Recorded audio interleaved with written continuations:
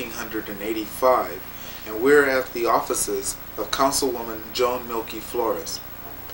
She represents the 15th Councilmanic District, which includes an area that stretches from the San Pedro Harbor area up to the community of Watts. Councilwoman Flores has represented our community since 1981 and has played a very instrumental role in the improvement of our community. I'd like to welcome you for this interview. Thank you. Thank you for including me. You've had a long involvement with the community, going back, I guess, with your days of working for Councilman Gibson. Could you just tell us when you first got involved with the Watts community, in any community of Watts? Well, as you know, I worked for John Gibson for many years, and I started as a clerical. And about 10 years after that, about 1969, I really became involved as the deputy for the councilman. And it was then I started making visits to the Watts community and really getting to know some of the residents and some of the citizens, and being involved in how we could improve that community. Well, Watts has had a very spectacular history, I guess, in many ways. As we've researched the community, at one time it was known as Mudville because of the lack of roads, etc. What have been some of the challenges that you have seen, both as first in aid and then as the council person, in terms of some of the problems and then some of the triumphs in the community? And I think that's something John Gibson worked on and did very well. So that community was on a par with other communities as far as street lights and alleys and paved streets and things of that nature. Then the next thing, I think it was important to bring the community together as community. There are some wonderful, wonderful people in Watts, and they're very concerned citizens, but they didn't really work together as community. They each had their own concerns and whatever, and I think that what we have seen happen is people come out and embrace other people in the community. So now they stand together. They are Watts. They are community. They are not just separate citizens living in a community.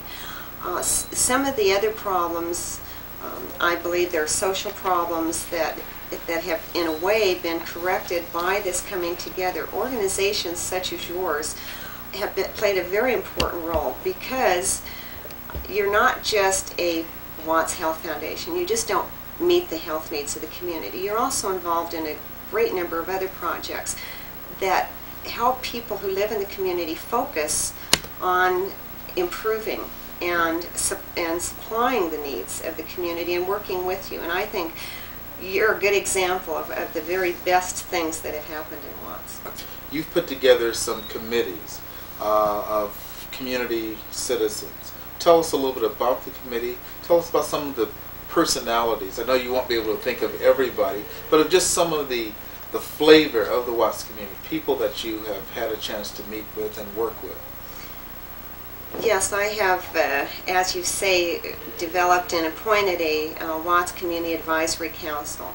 And these are people who've been involved. They're people who are concerned about the community and have been out front on solving some of the problems.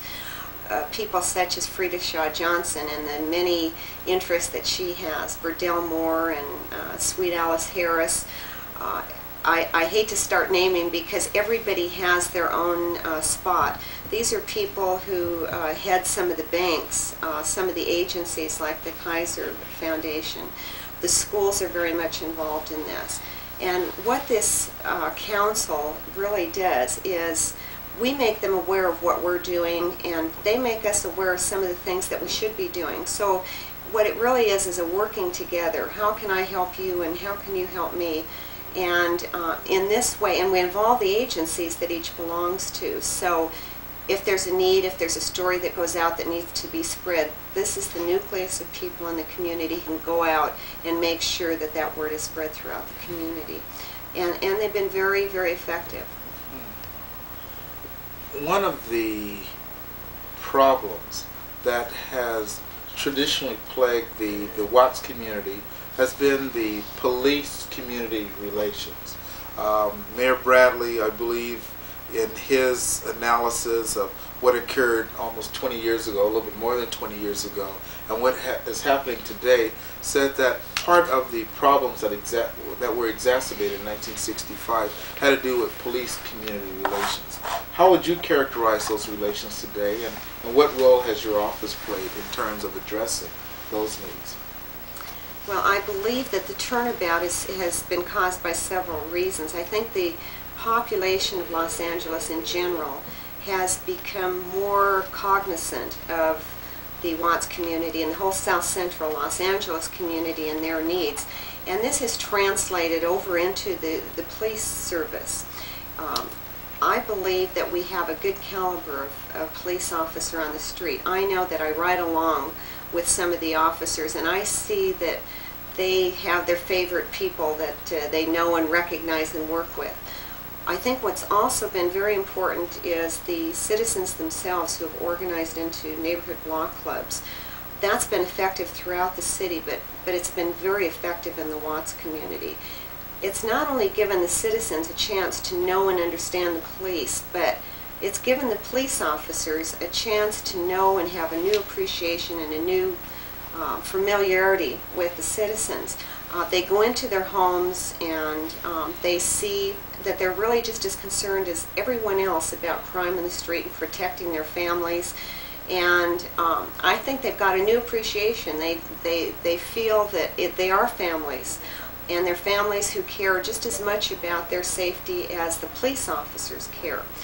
There's also been developed a community relations office, and our office has kind of worked with that office of the police department in referring people who have concerns with the police department, whether it be that they're not responding quickly enough, or if they're rude, or if they just don't feel comfortable with them. And this office works one-on-one with people who have those kinds of concerns. And it gives the citizen a feeling the police really care. And again, it gives the police officers a first-hand knowledge of exactly who those personalities are. You've been involved with the overall 15th Councilmatic District for more than 20 years. How would you compare and contrast the southern end of the Councilmatic District with the northern end? What are some of the differences, and what are some of the challenges that you have trying to represent these disparate parts of the community? They're very diverse, and one of the tools that I use to serve effectively the diversities of all of the areas within the 15th District are the community advisory councils. There are different priorities. People in the Watts community are more concerned about jobs. Those jobs are more plentiful in the harbor area because we have the industry there. They're concerned about a higher level of education, and they're now becoming more and more aware of the quality of city services. And I feel that this is an area that I really want to work on. I really want to address the problems that are evident in the housing projects. I think that we have 1/3 of all of the city's housing projects in the 15th District, and of course the largest, and most of them in the Watts area. That creates a special kind of problem for people who do not live in the projects. And what I would like to see is a program initiated to give people incentive to move out and get on their own. I'd like to see Section 8, for instance, expanded so that we could perhaps give some relocation fees to family living in the projects and get them out into single-family or smaller units so they mix with the community. Instead of being a resident of the project, they become a resident of the community. Yes. I think that's very important, and one of the real special things that we're working on in Watts. We're also in the jobs area working very hard on the enterprise zone. We really want to get some industry located into that community that will benefit those residents and give them some incentives to hire people from within that community who are now unemployed, unemployable, or unable to get to jobs because of transportation problems. what are your feelings about the probability of the enterprise zone ever coming into being? It was first introduced about 1981 as a concept, and now 6 years later or 5 years later, we're still looking forward to it. There's action on the state level as well as federal. What are your feelings about that? I believe that we'll get the state designation, and that's going to be helpful primarily in one way, and that is if and when the federal government does move, and because their incentives are greater than on the state or local level. If they do move, Congress does eventually approve that, we will have a better chance of being designated on a national level because we have the state designation. I'm not sure that the incentives that the state and the city are offering are enough to induce industry to locate or relocate into the Watts area.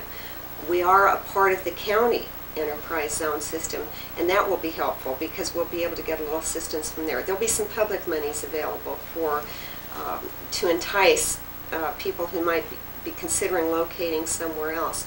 I don't know what the probability is, but I do know that just the focused interest will alert people who are looking for a place to locate their small businesses and their small manufacturing areas to that part of the city, because they'll know at least there's a pool there.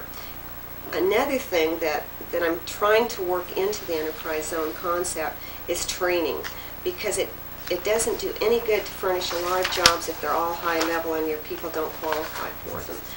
And I think one of the greatest despairs that people looking for jobs have is the fact that they can't find anything that they can do, that they like to do, and that will be challenging for them. And I'd like to see some training programs specifically geared to the jobs that become available. And I'm really working on that. And I'll be coming to you for some assistance on that as well. Very good. We would be more than willing to work with you on that. We concur about the need for preparing our citizens for the present day jobs as well as future jobs. And the better they're prepared, the better workers they will be. To that end, I think the governor recently signed a bill in terms of some job training in some of the projects. Are you working at all with that? I think in the Nickerson Gardens and some of the other housing projects around. Right. I think this primarily has to do with people who are getting some kind of state or county relief. And it will require that certain people within those categories do work, put in a certain number of hours. I will be working with the citizens, primarily in the housing projects, to see if we can't put together something that works for them and works for their families. I think the program is a good one if it inspires people to work rather than give them the feeling that they have to go to work. I think the happiest worker is a person who looks forward to going to their job and feels when they come home in the evening that they put in a good day's work and they really earn their pay. Along this same line, we've started developing volunteers within our office, some of whom are on welfare, and I always feel very good when they develop the skills and move on, although we hate to lose them and we know we have to start all over with someone else. But you get the feeling that you've really helped somebody. Just this past week we had somebody graduate from our staff into a paying job, and as a result that woman is off welfare. And she feels so good about it, and that kind of spreads that good feeling, good satisfaction around throughout our staff. Yes, yes. As we reflect back on the history of the Watts community, one of the persons that played a major role was John Gibson. Could you tell us, particularly for the audience, those that have not had an opportunity to know that person, a little bit about John Gibson and what he did during his time? How long was his tenure with the city council? John Gibson was the councilman for 30 years, which is actually a record in the city of Los Angeles. And when he first came into office in 1951, there were many streets that were not paved. When it rained, it was necessary to put water bags and sandbags and other things out there. And John Gibson was the kind of a council person who was out there in the middle of the night helping the residents put sandbags up. His first priority, as I've stated earlier, was to to create an atmosphere where they, people in the community could feel they were living with the same amenities that other people had. He worked very hard getting the street lights that we have there, the paving, the sidewalks, the alleys, and he also worked with setting up groups, community advisory committees that would work with him. But his primary, and he started, of course, the first thought of the Watts Shopping Center, and it didn't happen until several years after he was out of office. But those things take a long time, and they take somebody who's got a long-term vision. And I think if I had to describe John Gibson, it was that he was often impatient, but he knew that you had to take that first step, and it might be many miles later when you saw the effects of that first step. But he had vision enough, and he has vision enough to know that if you take that first step and you get people enthused about the project, that eventually that you will see your dreams realized. Yes, yes. One of the dreams that was realized in our community was something called the Simon Rodea Towers, the Watts Towers. What do you see as the future of the Watts Towers? I know you've been involved in the preservation of the towers. Could you tell us a little bit about your role in terms of the towers? Right. Well, this is a project that I'm really very excited about. I really believe, Clyde, that someday in the future, when people think about visiting Los Angeles from all over the world, one of the things they're going to put on their itinerary is a visit to the Watts Towers. I am enthused about them because they're unique. There is nothing like them anywhere in the world, and we really have to preserve them. I've been very concerned about the fact that they were not and are not getting the kind of care they need to preserve them for future generations. I have been working with a trust organization who is really going to put forth a major effort. Not only are we going to maintain and preserve the towers, but we are working at cleaning up and adding to the Watts Tower area, so that dream I have that someday people will come to Los Angeles expressly for the purpose of seeing the Watts Towers can become closer to reality. We're just working now on creating more parking, landscaping, and of course John Otterbridge there he loves the Watts Towers like his child, and we are working with John and with other people in the community so that not only is that a monument for the world, but that it is a point at which the residents of Watts can point a situation where they can be proud of something in their community that no other community in the world can offer. That's right. That's right. In terms of citizen participation, I know many people, when they're dealing with the city hall or with government, feel impotent in terms of how do I make my contribution? How can I have my voice heard? What can you tell our employees of the foundation, the young people in the community, in terms of how they can get involved and help you do your job? What is it that you'd like to see coming from the citizenry? Well, the thing I would not like to see is people embracing the attitude that you can't fight City Hall or that I'm not important to City Hall. I would like to encourage people to contact my office to get involved, either in a volunteer way, to express to me their interest in what's going on in their community. And this is already happening to a great extent. I'd like them to keep aware through my office of issues that are coming before the City Council and before city departments. And I'd like to encourage them to come down and stand up and testify and be proud. Say, I'm a member of the Watts community and my opinion on this subject is very important and I want you to hear it. I want to involve them in the decision making that I make by contacting my office, by being aware through my newsletters and public meetings of things that are going on, and when they can and care to get involved in issues that matter to them, help me or ask for my help to help them, and working together, we can settle and solve some of the little fires before they flare up and become major problems in the community. But not only that, we can continue the trend towards improving the way of life. It's not my decision for what's good for me. I represent the citizens in the community, and I can't represent them in their best interests unless they tell me what those interests are and what they want, and then I'll fight for them all the time.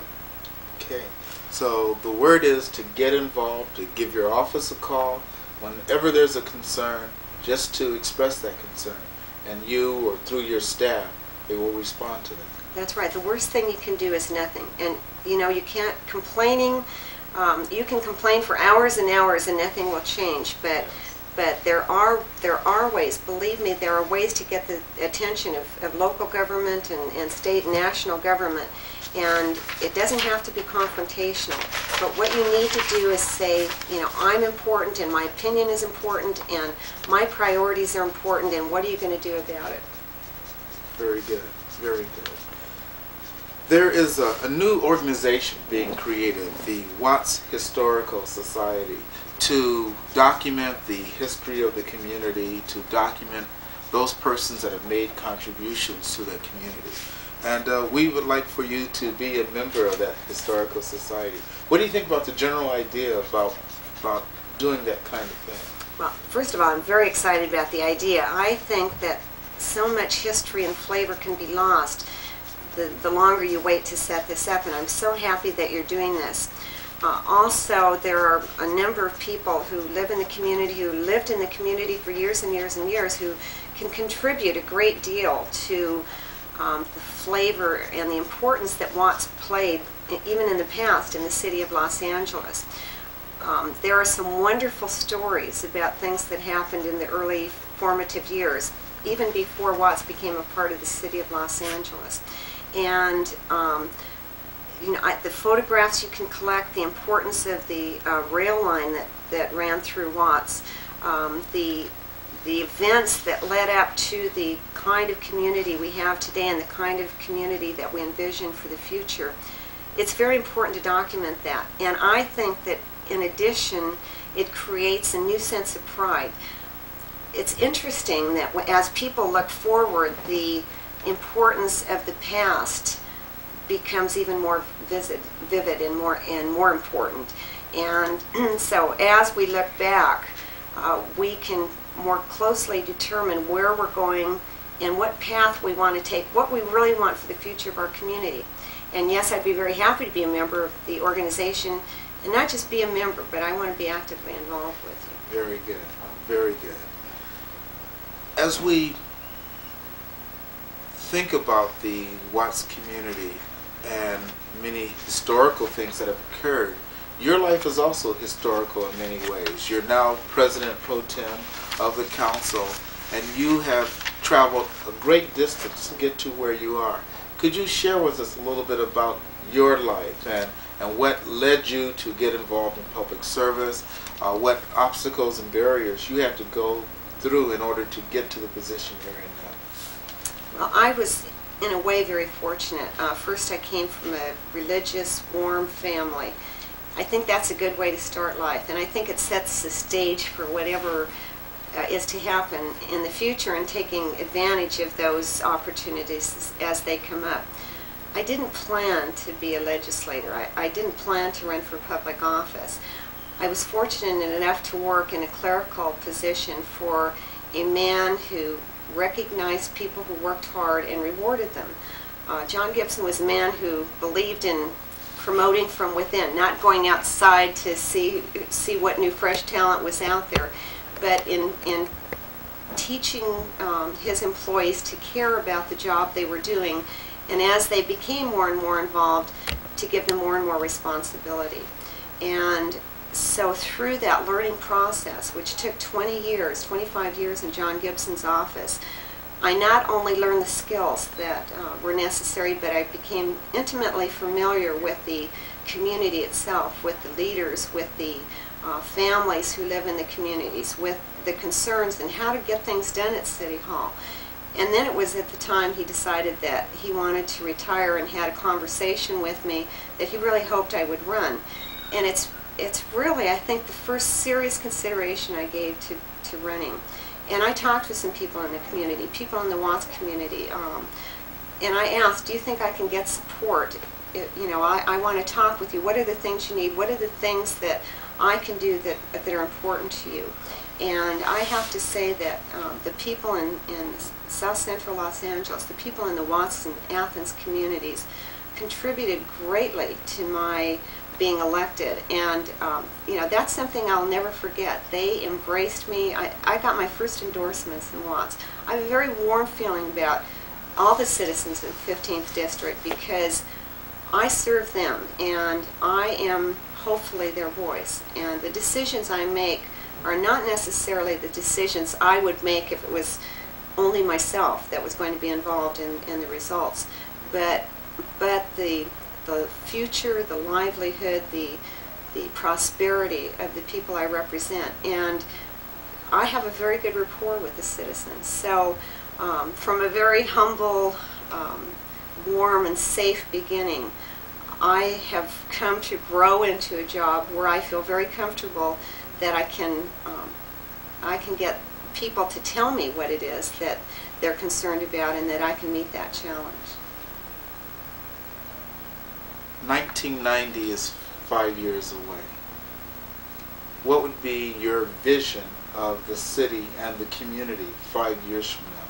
What would you like to see occurring in the Watts community and in the greater community of Los Angeles? Well, I would like to see the residential community be a part of a commercial establishment, and that be a part of some kind of industrial. I think that you need all of those patterns. You need homes, you need jobs, you need places for people to shop, and then you need some of the other things that you and your group have provided, the health care, the educational care, and some of the amenities, the feeling of historical significance, the Watts Towers as you've illustrated, some of the socializing that probably hasn't been important in the Watts area in the past. And I would like to see Watts the all-American city in 1990.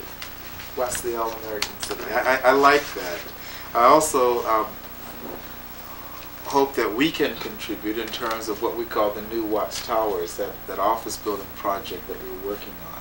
And we do certainly appreciate the support that you've given us thus far in bringing that project into fruition. Well, that's going to be a first too, because it's going to be the first opportunity people who have services or offices where they sell some of their expertise. The first time there's going to be space available for them to locate in the Watts area. And I'm just hoping it'll be such a tremendous success that even before the debt's paid off, we're planning for a Watts Towers 3. All right. Okay, write that one down. Watts Towers 3. You heard it first here. Okay, as we're sort of wrapping things up, what would you say are the most significant kinds of warm feelings that you get from the community? What is it about Watts that you really like, that when you go and you do your national and international traveling and people ask you, oh, you represent the Watts area, what is it really like? Well, what is it that you tell them? Well, strangely enough, I tell them that I feel family in Watts. I feel a very warm welcome wherever I go. There's never a sense of uneasiness for me to be anywhere in the Watts community, in the projects, in the churches, in the stores, wherever. I'm always very warmly accepted, and I feel really a feeling that arms have been opened, and those people are very supportive of the programs that I'm promoting. I think there's a sense of appreciation that I don't get anywhere else in the district. Not that I do things because I want to be appreciated, but I think all of us like that little smile that indicates somebody noticed that I did something and it helped them. and you don't have to go around begging that for that in Watts, whether you're an elected official or the head of a major health foundation. I think that you see it in the smiles and in the health of people. I think that you find it in the recognition that is so easily given in the Watts community. There doesn't seem to be a feeling that somebody is getting ahead of me or I'm jealous because they're getting more recognition. You don't notice. Those kinds of things are not obvious in this community, and it really is different. They're working together for each other, and I feel like I'm at home when I go to Watts. That's how I feel. Well, I can certainly attest to the fact that the community feels very good about you. From the first time you asked to be their representative to the present time, I don't think you've ever let the community down. I want to thank you for being our representative, having lived in your Athens area, and you represent me in my home community, but also for representing the Watts area and all of Los Angeles. Thank you so much, Doctor. Thank you. We've spent time now with Councilwoman Joan Milke Flores from the 15th Councilmatic District, as she shared with us her visions of the community, her experience with the community. Thank you.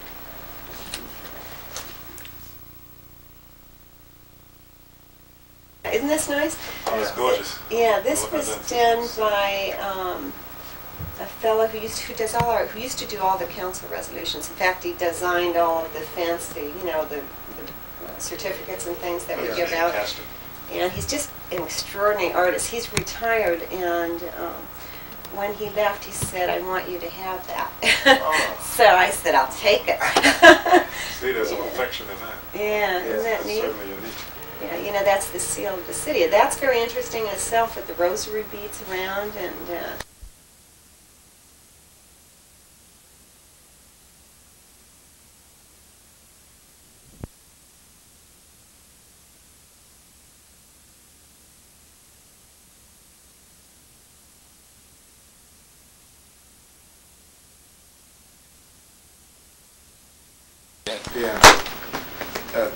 Cheryl made a lot yesterday. She did. They got a lot of. Remember I told you about the group they had? Yes. Need a lot of help. Yeah. I told her to look for that camera person you had identified. The problem with those are the things. Council sessions are usually unpredictable, but you can more or less. You're welcome. You can more or less deal with them, but these are the things that just crush schedules to oblivion. Relatively briefly, I've worked with others. I learned from them. If it's a reporter, if it was press, then if you were. I know that this is one of. I've heard the councilman say these are not his words exactly, but his greatest commitment, or in a sense, the thing that he would most like to see, problems that were illuminated by the Watts have been rectified, is what he would most like to do now, be part of. Oh, what's your background, Paul? Where you come from? Well.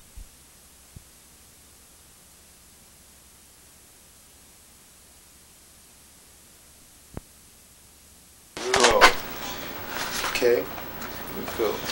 Today happens to be Friday, February the 15th, 16th? 15th. Eagle flies today in some quarters. Not at the foundation, I don't think. It's an off day for us. But we're here in the offices of Bob Farrell, councilman from the 8th Councilmatic District. And we're going to talk with the councilman about his experiences in the community of Watts as a young person, as an adult, as a councilman, and get into him a little bit, find out what makes him Bob Farrell. And it's going to be a different kind of piece in that he has history, goes far beyond that of an official kind of involvement, unlike some of the other people we have interviewed.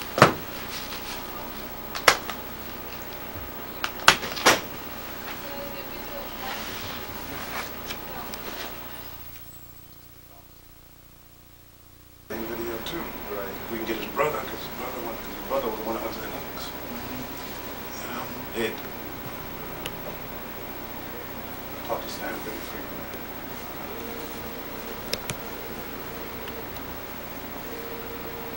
Paul, I guess, too. With a different perspective. Basically, man, it's the same. Yeah. After the, I can see a lot of that. Yeah.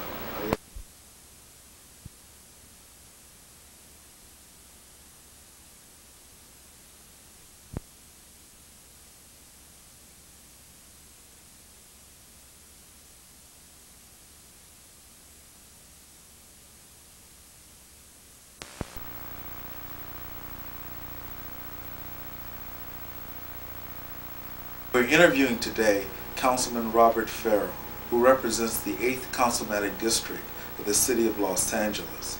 Bob Farrell has played a very significant and instrumental part in the development of our community, not only as a community leader, but also as a community spokesman. And it is a great honor for us to have him here this afternoon. Welcome. Thank you, Dr. Owen. When we talk about Watts and the community, you have a perspective different than most of our elected officials, something that means something special to you.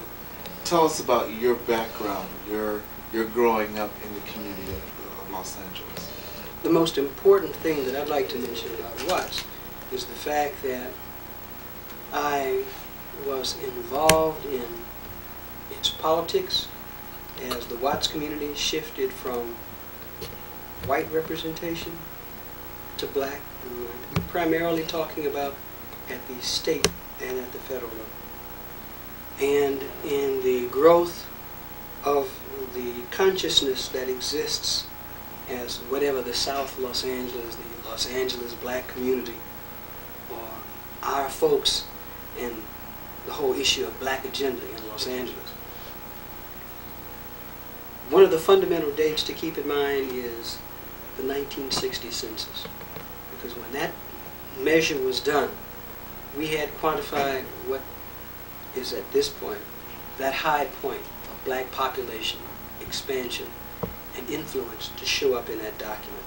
And as a result of the census data in 1962, we had the political reapportionment that had a seat for Gus Hawkins in Congress. And the opening up of the one assembly seat that we had in Southern California, the Fred Roberts seat that was taken by Gus Hawkins in 1934. Not just one, but this time, one looking for the second one, and in the getting the second one. So that in addition to Merv Dimerly coming into his personhood in 1962 going to assembly, we had a situation where shortly thereafter in 64, we had the late Reverend F. Douglas Farrell going to the assembly. So we had the 53rd and the 55th assembly districts represented by our people for the first time. It was a time that was just there for 1963, when after so many years of denial at the municipal level, we finally got black representation at City Hall. And not that one seat that we had gone for so many times so that we could have a presence, but what we have right now, 3 seats. The traditional base that was so contested for many years, where Tom Bradley won out and became the community representative out of the 10th district. The 8th district, the home of Kenny Hahn and the Hahn tradition and dynasty, where Kenny's brother chose not to run, thus opening the seat for black representation. And when Gordon Hahn stepped down, all the candidates in the field were black. And Billy Mills won there. And then the extraordinary situation which the reapportionment of 1962 represented, when Ed Roybal, councilman of the 9th district, went to Congress representing the Hispanic community, and an appointment was made at City Hall bringing Gil Lindsay to City Hall, where literally overnight we had the phenomena of going from nothing at City Hall to 3 black persons on the council. It was that kind of a spirit. It was also a period in the history of this city where Los Angeles, its black community, was struggling for its place in the sun, and it was getting that recognition. South Los Angeles, that vast residential area, which was as segregated as any other place in Los Angeles through World War II, had seen in the 1950s an expansion of housing opportunity for black people, primarily because the suburbs were opening up with the new construction that followed World War II. The suburban Los Angeles city was booming, San Fernando Valley and other locales, and the other cities around Los Angeles County, which literally came into being after World War II, were fueled in part by whites from South Los Angeles going someplace else. So literally, in the period between the end of the Second World War, the great work done by the late Judge Loren Miller and others to have racially restrictive covenants in real estate voided in terms of their impact on our lives, we literally took over South Los Angeles as a residential area. So literally it was a time when people were coming into their own, buying their homes, whether they were single-family dwellings or duplexes or multiples, because the door had been opened. And did we come in? I view myself as one of those people who came to this port of entry called South Los Angeles, though not in geographic watch. That was another kind of port of entry, but still to South Los Angeles. First along 5th Street, then along Central Avenue, then moving into a rooming house on the west side of town. From that rooming house, going to Los Angeles High School, finishing up LA High and going into the Navy, winning a scholarship out of the Navy and using my GI Bill of Rights to finish my education at UCLA. And then, following that opportunity that Billy Mills got, winning that election in 1963, an opportunity to come to City Hall as an aide to a councilman in 1964, and I've been here since. Come about? What made you look to government, to civic duty, to be involved in that way? I got hurt because of the way that people perceived me and classified me in this society. I felt hurt because of the way people practice their racism. I feel that I have been affected negatively by racism, but the point was to challenge it and transcend it and turn it around. And for me, the choice was to look to public service and to look to politics as a way to confront those who, through their practices, kept their foot on my neck and the neck of my parents and people like me. So it was an exciting place to look to come in. It was an exciting place to be, and it's great being in the public sector and in government and politics to deal with those kinds of issues, and then to deal with the responsibility of being a steward to our people in maintaining whatever the quality of life is that we have right now, and seeking to better it every day in the work that I do at City Hall. This concept is doing well on behalf of people and assuring them the best quality life that you can provide day by day, week by week, month by month. My constituency in South Los Angeles is the constituency of Watts, because the reality that we face in the southern part of the city is something that we do face in common. In 1964, you're moving into civic government, working for Councilman Mills. What do you recall of the flavor of Los Angeles then? What was the community like from a social perspective, from a political perspective, with black people just coming into city government at that point in time? What was it like? It was the fact that we were here and coming in for the first time. We came in with a sense of exuberance, with a sense of destiny being fulfilled, and with a sense of passion, a real sense of passion. There was the extraordinary work that had been done by Opal Jones and a whole generation of professional people in social work who had addressed the special needs of people in our community in terms of health, in terms of education, in terms of making a system sensitive to the needs of poor people. The welfare system, whether that was the public system or private agencies. And it was exciting to just see all this come to pass. it seems as though our community was small, especially in its leadership. But there was a heck of a lot more focus in that most of the people had come through a pattern of struggle together. And I guess if there was a period that we may one day look back and say, that was a kind of a high point for us, culturally, politically, psychologically. I'd like to suggest that the period between 1959-60 through about 1965-66 would be one of those periods. The reason I say that I cut it off about 65-66 is that following the rebellion, the patterns of publicly funded activity that came primarily from the federal government caused an expansion of service activity in our community that was so great that that whole leadership cadre, as compact as they were before, literally got dispersed. And it was a transition into another kind of sentiment and movement that I think we saw show up best in the creation of the Brotherhood Crusade, the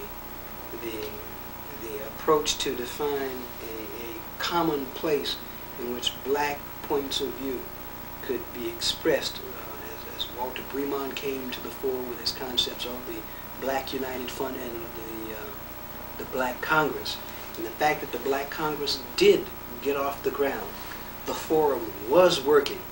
And then as it began to crumble, we didn't know why.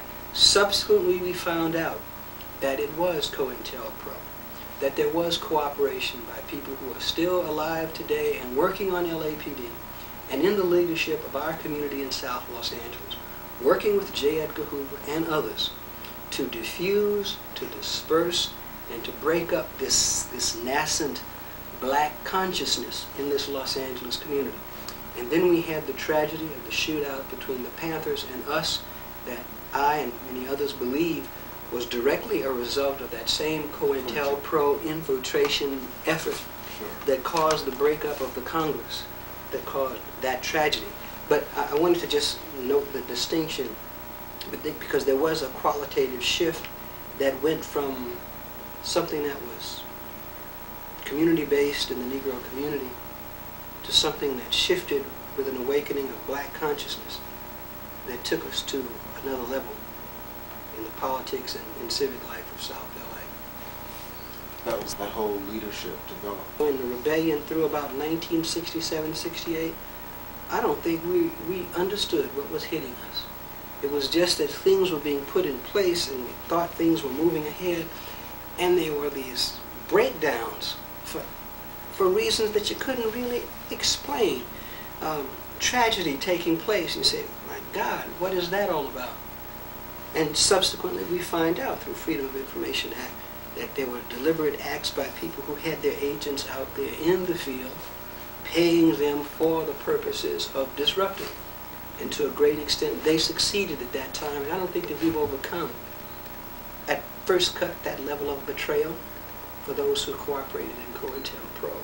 And for those who did not cooperate in it, the sense of distrust and dismay and animosity that developed as people began to say, you really can't count on a black person to keep his word or follow through. Black people can't get together. Well, you understand later that nobody could get together, given the pressures that were arrayed and the policy of some people in responsible positions at deliberate efforts to destabilize.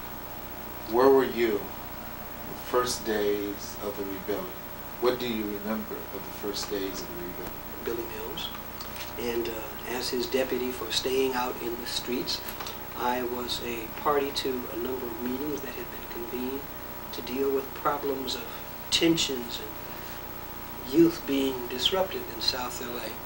I was party to some of those meetings representing Councilman Billy Mills that had been called by John Buggs, who was then head of the County Commission on Human Relations, who, with his people on the street, actively involved in trying to get a hand to what was going on there. If you weren't living here at the time, it would be hard for you to understand the nature of the relationship between people in South LA and their perceptions of law enforcement. it was a different police force. And the police force at that time was headed by Chief Bill Parker, who had a decided attitude about people that literally is not accepted in this city by a general manager anymore. But he was of that time, and that attitude existed, and the police officers in the street reflected that negative part of that man's totality. But for us in South LA, reflected that negative part.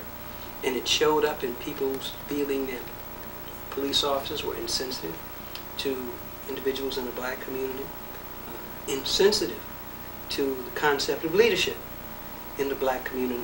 And there was not very much that could be offered to deal with some of the problems that were really shaping up as people in the community wanted to make their input. It was as though the police said, we know how to deal with this. Anything that doesn't measure up to our norm is violation of the law, and we're going to treat it like that. And the problems were beginning to develop. But you know, I think anyone with any sense of foresight could have perhaps predicted that we were going to have difficult problems in South Los Angeles, especially in Watts, at some point. The very fact that 4 projects were established in a very, very small, within 1 specific square community. mile of each other. Right, would have to understand that given the dynamics of America at that time, that we would have problems.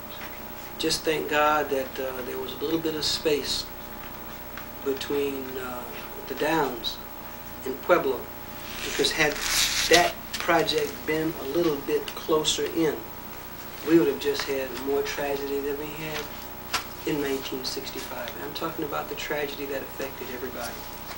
Those who lived and those who died. The community in which this took place, from the perspective of those within the boundaries of the curfew zone, as well as for the people who live in the greater Los Angeles area. Let's focus for a moment just on police relations. You've had a unique opportunity to interact with the leadership of the police department, with the establishment, if you will. What is different today compared to 1965? And what role have you played in making it? Played by the community itself in demanding of its political leadership and of the police leadership itself that there be a better quality of service provided. And lo and behold, despite all the admonitions and the grumblings and the mumblings, we now have a better law enforcement presence from LAPD in South LA than we've ever had. And change has come to the department, some of it with more kicking and screaming, others out of just the sheer initiative of police leadership, but the shift has really made a difference. But it hasn't come easily. You may remember the struggles as it relates to getting blacks in the fire department, in the police and the fire department, this police department. The struggles to see blacks move up the change of command. I mean, the irony of it all, that the highest that Tom Bradley could go was lieutenant. And then he had to leave to really show his stuff. When a guy like Tom Bradley, who eventually gets to be mayor of the city and an unprecedented service as mayor, couldn't make it past lieutenant in the police department.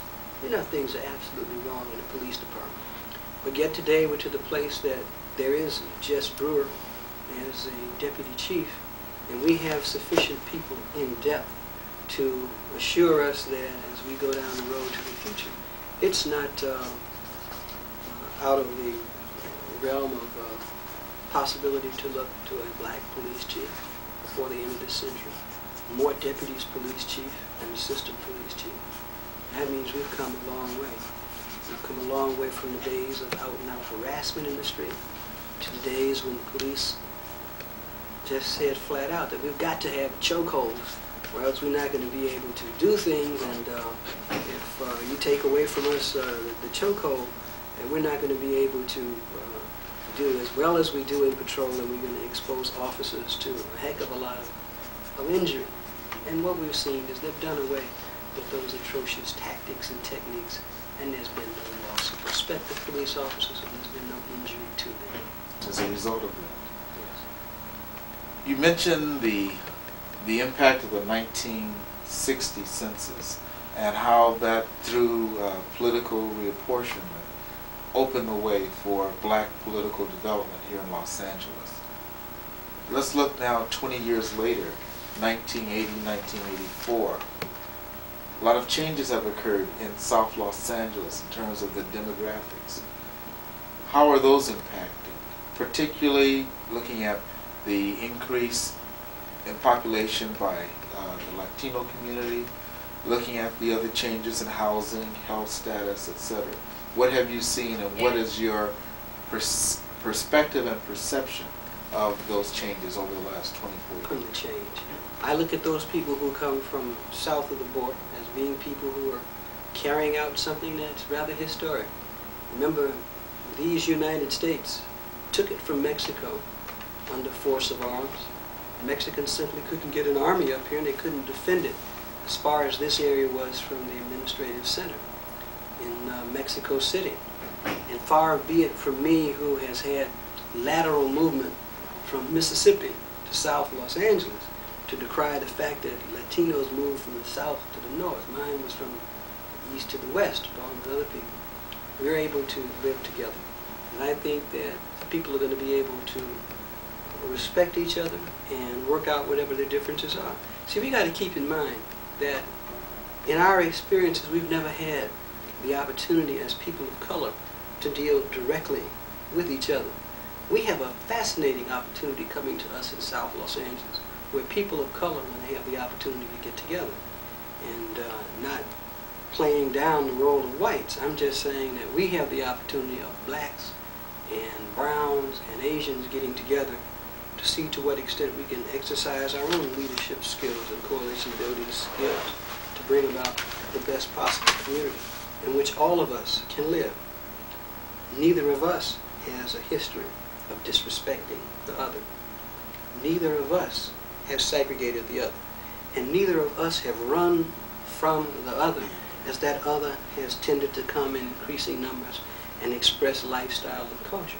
So I think we're on the verge of a new kind of a society being created in South Los Angeles out of one of mutual respect and admiration. Challenge is going to be the leadership to make that come into being. Controversial issues. There have been several things I'd like to just list for you and have your reactions. You've played some roles in international politics, apartheid. You've played roles with respect to being a change agent. I think you've talked about the destructive nature of projects and what you would propose to do with projects. You have spoken on other items that most safe politicians just would not get involved with. Minister Farrakhan, for example. Give us your reaction to some of those things, and what does that say about you as a councilman, and what does that say to us as a community? 66 to help support me, along with some other people who were just trying to make it go in Watts immediately after the Bay when things were burned out. All I wanted to do was start a newspaper. And I would have been in another kind of business. But the private sector was not prepared to come back into South Los Angeles and provide advertising revenue for me as I tried to put forward the Watts Star Review at that time. It was a very difficult period, as it just seems as though the world stepped back from South Los Angeles. If you recall, you couldn't get a house loan unless you paid extra points above the table, and under the table you couldn't get your car financed. I mean, it was just a difficult time. So for me, I gave people the opportunity to support me as an independent businessman out there in the private sector, and that didn't work. So what people got then is me staying in the in the public sector. No, because really, had that worked, I had worked prior to coming to Billy Mills, and after leaving UCLA, as a journalist with the California Eagle newspaper, late Judge Lauren Miller's newspaper, and the Los Angeles Sentinel. And I still have a thing inside me to say that on behalf of communities, there's something special that comes out of black newspapers, community-based, that has to have in it that same kind of thing that you identify. So if it seems to be part of me, I think it's a tribute to what I was exposed to with the people who were the staff of the California Eagle the people who are the staff of the Los Angeles Sentinel, and that whole tradition of black press to say, this is what we do first and foremost. We advocate progress for the race, and it's not going to look comfortable to some people, but remember, it's not those people that we're concerned about. We're on the cutting edge of things for the race, and I've kept that very, very close to me all the years that I've been here. And you're right, more often than not, for me to start on something is, I mean, as people will say tongue-in-cheek at City Hall, guaranteed that it's not going to pass the first time. But I've had the satisfaction to know that as people do come around and they understand the implications of certain issues, they get aboard. And as Americans, as people of the leadership of the city of Los Angeles say, hey, that's the place that we want to be. And I would hope that there will always be somebody with that spirit coming out of our community who is basically not content to just enjoy whatever the material standards are. Our special responsibility in the context of American society is to keep it true to its own sense of moral position, because so far it is from the guts of the black community that spirit has come to this country. And I always hope that South Los Angeles would be a place that there would be a whole lot of men and women always prepared to stand on that issue to remind this city and this state and this nation what ought to be done because it's right and it's proper. There used to be a street in this town called Santa Barbara. It's no longer called Santa Barbara. It's Martin Luther King Boulevard. That's right. You had a lot to do with it. There used to be some rundown housing in the 8 that has changed over time. You had a lot to do with that around the USC area. Let's talk about some of the contributions. I know you're a modest person. Let's talk about some of the contributions that you have made in the community. I have a sense of purpose which says that as we have improvements come to our community, we should have those things in such a way that people, and especially black people, understand what they are, what they're about, what it takes for them to come into being, and then have them stand for something. So that when we talk about the housing that's out there, and we talk about Billy Mills and Roland Curtis Gardens, and Ethel Bradley Gardens, I mean, you're talking about people that you know, and they have something named after them. That's so that we can have people understand that we too have things named after us for things that we as people do. And there is going to be a remembrance that way. It didn't start off as King Boulevard. And it didn't start off by taking on a boulevard. I started off with a little bitty street that's a cul-de-sac. Eddie Rochester Anderson lived there. And he built a house there back in the days when we were segregated South Los Angeles. That was the first house built from the ground up that had a swimming pool. So Rochester Circle commemorates the fact that Eddie Anderson, Rochester, lived on that circle. Roland Curtis was one of my co-workers here at City Hall, an aide to Tom Bradley and also an aide to Billy Mills. Speedy Curtis. Speedy Curtis. And he died tragically. We changed the name of the street on which he lived to Roland Curtis Place, because he is somebody in this city. And he served this community well. So we named that street after him. The street ain't got nothing but numbered names nowhere, which means that it has nothing to do with our presence or the fact that historically we lived there. It has numbers because a guy who was laying out the streets one time said, let's just number them. So we put some quality to it. Then, of course, came King Boulevard. And what better person to name that boulevard after than the late Dr. Martin Luther King Jr. Santa Barbara was an avenue that went through 3 council districts. It raised at Central Avenue, and it just sort of petered out at Rodeo, as we now have a park there dedicated to another distinguished black American. It ran through South LA, ran through council districts represented by the 3 black members of the city council, Gil Lindsay, Dave Cunningham, and myself. Adjacent to the council district represented by Pat Russell. So it was the right place, it was the right time, and that name was the right name. And yes, there was controversy. And there were people who came out to express their concern about the change. And you would have assumed that there really was a group of people who honored not only the name Santa Barbara, but who had a commitment to that street far out of what you saw there every day. And over time, we were able to convince them that it would not, in fact, bring disrepute to the community, but in fact, to be a place of honor. And I'm glad that we were able to change the name of that street and have the street name change in time for the 1984 Olympics, so that as people came to Los Angeles to see the Olympics, they went down the freeway and they got off at King Boulevard. Future. What do you see in terms of the future of South Los Angeles? And what do you see in terms of your own political future? Where would you like to go? What would you like to do? I think what drives what you posed as the initial question.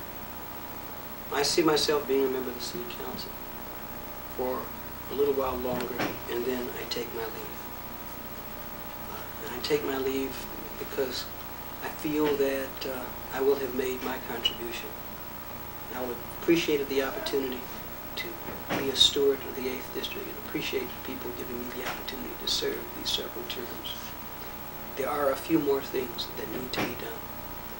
We have to assure the certainty of the future land use of South Los Angeles as a predominantly residential area, the way we see it right now, for people who are living there right now, so that as we deal with increased densities, to deal with the housing needs of people in the city, we make sure that South Los Angeles does not become the place where we have all the multiples to meet the needs of people who have socioeconomic status comparable to folks who are in South Los Angeles right now.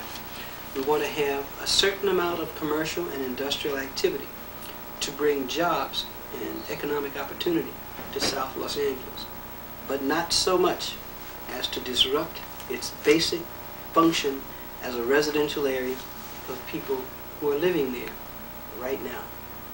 So that's where we are. The main way that I play a role in that is as a member of the Planning Committee right now, as we deal with the efforts of the city to bring its zoning into conformance with our community plans. I've worked very hard with Pat Russell, Dave Cunningham, Joe Lindsay, and the mayor to make sure that certain patterns of land use exist in South LA that are wonderful for us as we see it right now. And we hope to build on that through the several programs that are available in the city to maintain the quality of our streets, our roads, the fact that we have posted streets for street sweeping. We still have something to do about the alleys that are no longer used for functional matters of living every day, and are turning into places where people drop trash as we get into some real crisis with solid waste disposal. We want to come to grips with that. I want to be an absolute resource to Rita Walters, our president of the Board of Education right now, and the people like the George McKennas, who are making the fundamental difference in South LA because they're making educational systems work. I've said this to people for many years. Even though I'm elected to be a steward in general purpose government, it is through the success of special purpose government called education that is going to make the fundamental difference in South LA, the fundamental difference. So we still have a way to go, and perhaps as we make this shift towards year-round school, the city is aligning its resources to be supplementary to those of the Board of Education will accelerate the rate of positive change that takes place among people in South LA, improving their skills and improving their education as we get to a society in which education is an ongoing process in which everybody participates. It's dope. If you had a chance to single-handedly write the laws or make some fundamental changes in our community, what would you do to address that problem? Have them understand that we are ultimately responsible because we create the demand. That if we were to, with courage, take advantage of the resources that are available to us to help us deal with our personal problems and not succumb to the crutch that the alcohol and the chemicals offer in terms of being able to make it, that we could rid ourselves of something that drains us of our creative energies, drains us of our money, contributes to the absolute demoralization of our youth, contributes to the overwhelming bulk of the crime, or as a factor in most of the crime that takes place in South Los Angeles, and is really something that is made to order to further disrupt. I mean, it's like the fellows in COINTELPRO would have known that a little bit of dirty cocaine was going to be as effective in just tearing our community apart, especially the young people. Man, in the mid-1960s, we would have had so much dirty cocaine dumped down on us, it would have been a shame. But the important thing is that I believe that the kind of attitude that we brought to the struggle and the realities of American life coming out of segregation in the early 1960s was not such that the environment of availability of narcotics could grab hold. Because although we were having difficult times, we seemed to have pride. It seems as though that in the breaking of our spirit through the days of COINTELPRO and the aftermath, it seems as though we then set ourselves up to be vulnerable to the easy ticket out, which alcohol and the chemicals provide. So if I could do anything, it would be doing something in the community to create among black people the courage to say no. I will not create a demand because I am not going to use it. And if there's no marketplace for it, your mama can try to say it's a narcotics. And you say, hey, I don't like it. I ain't into that. And like that, it will try. Political courage, the leadership, that our community has been a better place to live. You've shown leadership roles in such areas as putting together a task force for the disabled. You recently had an affair for veterans, and that's been something, particularly in terms of black veterans, there hasn't been enough focus put on them. I think in general, as we sort of cap your contribution to the community, we're a much better place because Bobby Farrell has been there. We're a much better place because you've shown the courage to speak out when most politicians would shy away from certain issues. You've been the conscience of the community. You've been one of the most important leaders. And we thank you for this interview. We thank you for sharing with us your life and your time. Thank you.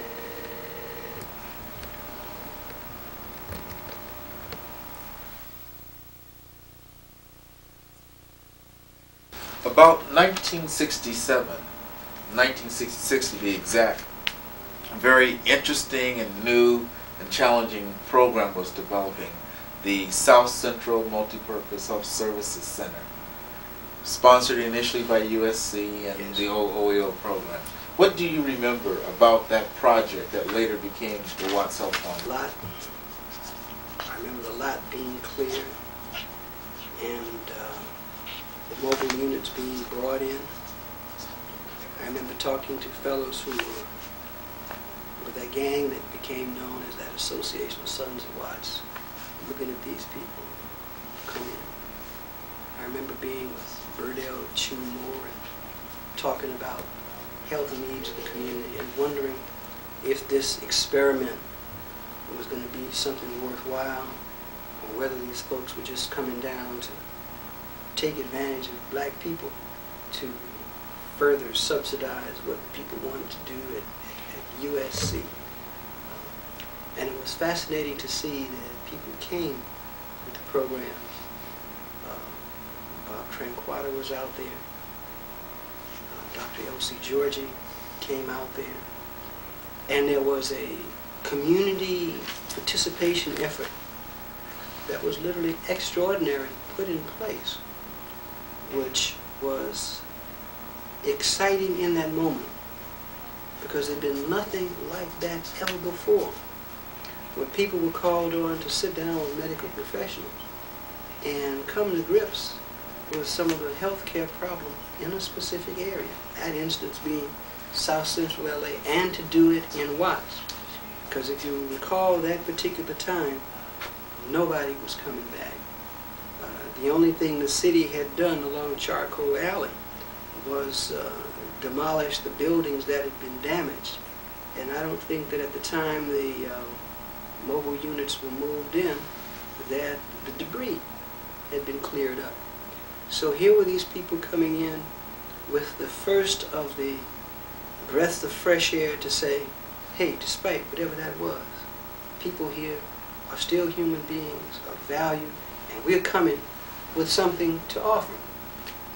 It was the first of the funded programs that was coming with something substantial of what later I think we would just collectively call war on poverty, dealing with a whole range of activities in different segments of human life. This had to do with health. I mean, this was a health response before people had made up their minds on the issue of a hospital in South Los Angeles, because the whole issue of the hospital had been defeated, and here we were on the verge of organizing for the next round of elections of 1966, by which and at that time, people did agree to the proposition which calls for the funding and the construction of Martin Luther King Jr. Hospital. But at that time, out there at the hospital site was just another project. And Ted Watkins was out there with the fellows with the Watts Labor Community Action Committee doing the advocacy that those trade unionists had done for years. But the fascinating thing about that whole project was the first time that a major institution came with its top-level people on the street. Tranquilla was there.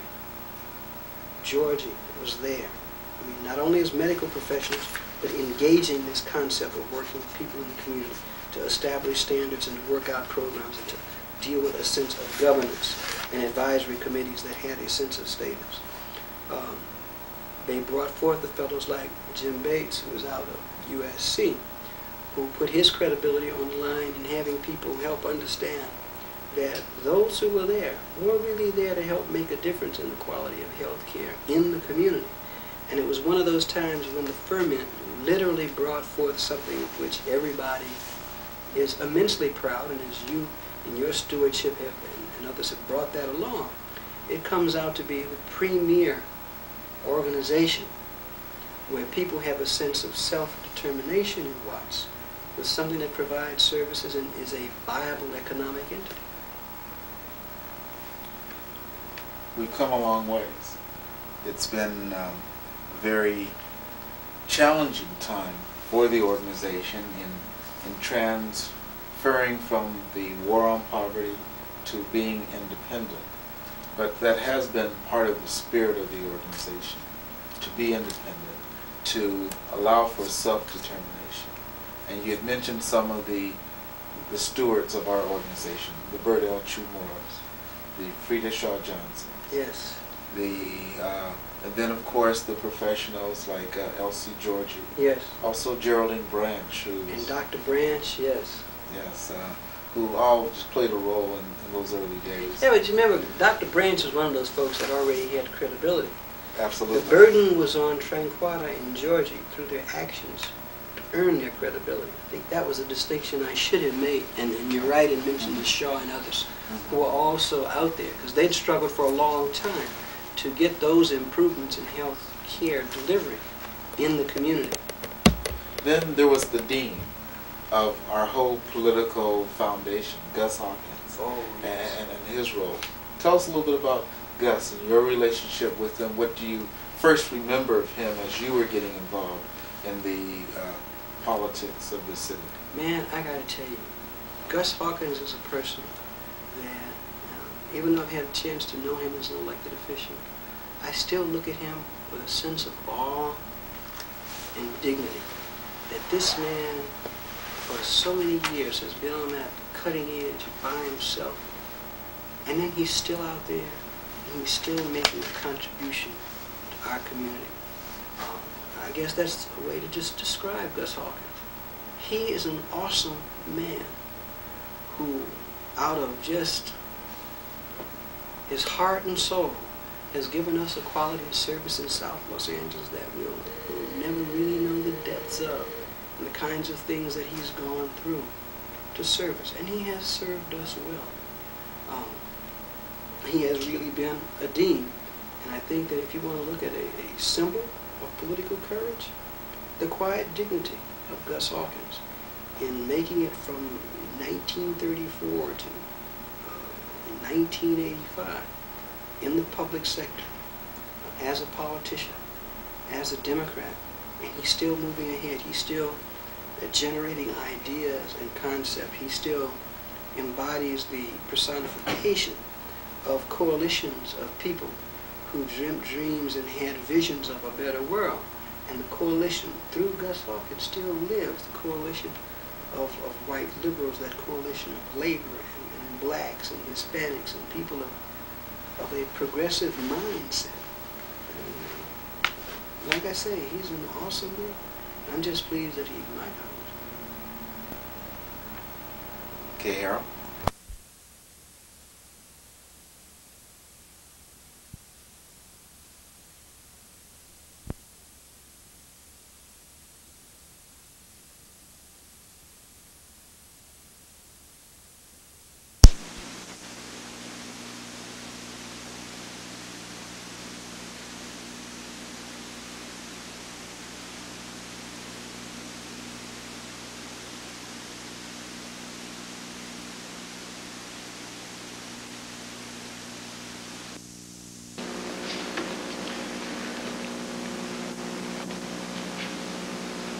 Good evening.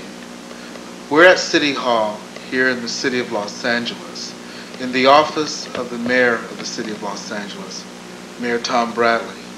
We have the honor and privilege of interviewing the mayor to talk about the history of Los Angeles from his perspective in terms of his involvement, both as a resident, as a police official, as a councilman, and as the mayor, and the growth and the development of our community overall.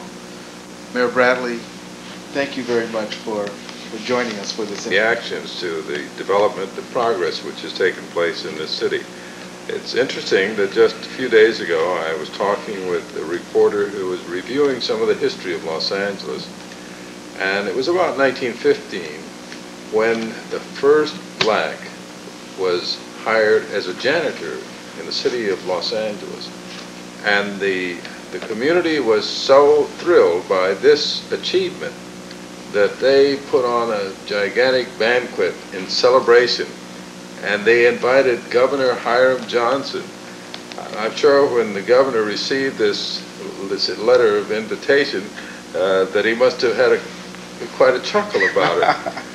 But to give you some idea of the perspective, we have come from that point, and then the progress along the way, when in 1924 the first black was appointed as a deputy district attorney, another great achievement. Few blacks who were able to achieve positions of any significance in this city, such as school teachers, and very few, a handful of professionals, doctors and lawyers and so forth. A point where the blacks were restricted literally to two areas of the city, Watts and Central Avenue area. You could hardly move west of Avalon. Yes. So we've come an incredibly long way and made a great deal of progress to the point where now we have a black who serves as mayor of this city.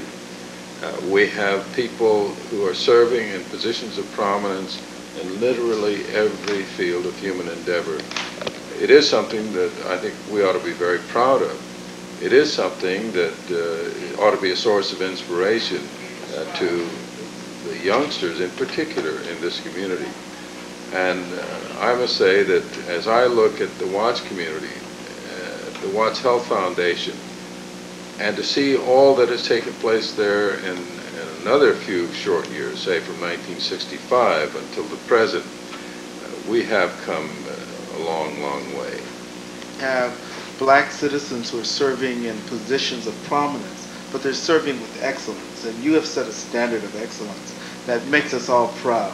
And for what you've done for the city, no other person as mayor, irrespective of background, has brought this city as far and as fast as you have as the mayor. It hasn't been easy at any point in my life. Every step was a matter of struggle and perseverance and determination. I can remember in junior high school when I wanted to go to college and had to make a choice of what courses I was going to study.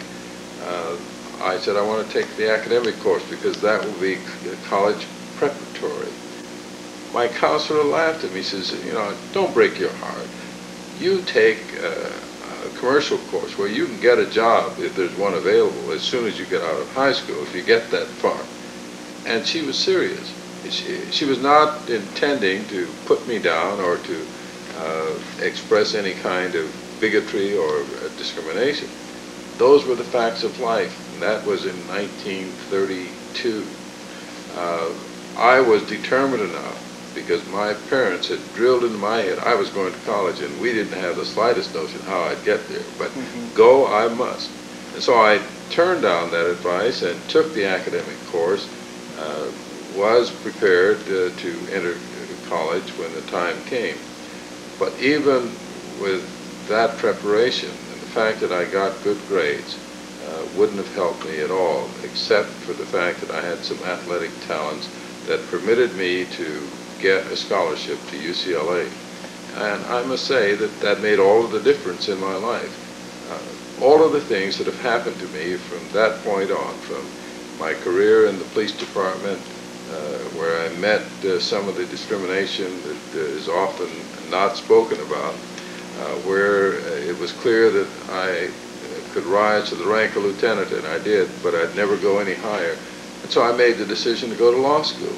And when I finished work in the police department, I became a lawyer, and then decided to run for the city council, and then finally as mayor.